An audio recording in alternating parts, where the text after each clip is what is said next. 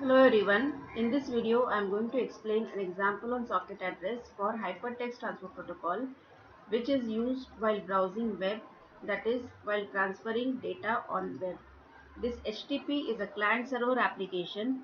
Now, let us see what is the given example. An HTTP server residing on a host with IP address 202.24.6.18 sends a message to a HTTP client residing on a host with IP address 161.99.64.24. What is the pair of sockets used in this communication? Now, from this given example, it is clear that the application used is HTTP. The source IP address is 202.24.6.18 and the destination IP address is 161.99.64.24, and we are asked to determine the pair of sockets used in this HTTP client server communication. Now, first of all, you need to understand what is socket address. Socket address is IP address colon port number. IP before address is represented in dotted decimal format, for example 202.24.6.18, and port number is a 16-bit number which is represented in a decimal format, and the minimum value of port number is 0 and maximum value of 65535. This port number is of 16 bits. That's why its maximum value is 65535, because it is starting from 0. Now, whenever HTTP application is run at the application layer, processes are generated and these processes are identified by port number on the transport layer. Specifically, HTTP application makes use of transmission control protocol at the transport layer, which provides the port numbers to the HTTP application.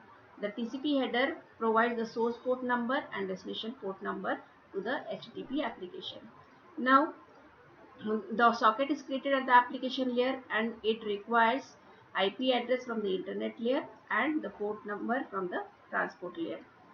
Now, the HTTP server uses TCP on port number 80, and this 80 port number is a well-known port number lying in the range from 0 to 1023. The HTTP clients gets an ephemeral port number, which is a temporary port number or dynamic port number lying in the range from 49152 to 65535. Therefore, the socket address is server socket address is 202.24.6.18:18, and the client socket address is 161.99.64.24 ephemeral port number.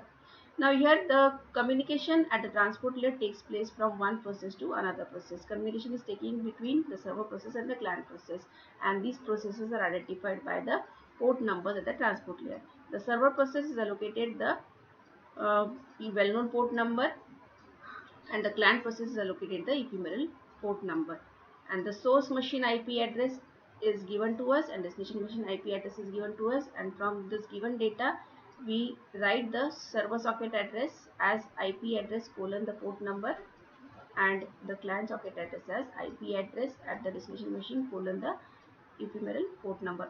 Usually the client processes are allocated with the ephemeral port numbers, that is the dynamic or temporary port numbers. Now with this we have completed the example by writing the pair of socket addresses, one socket address at the server side and the other socket address at the destination side. Thank you.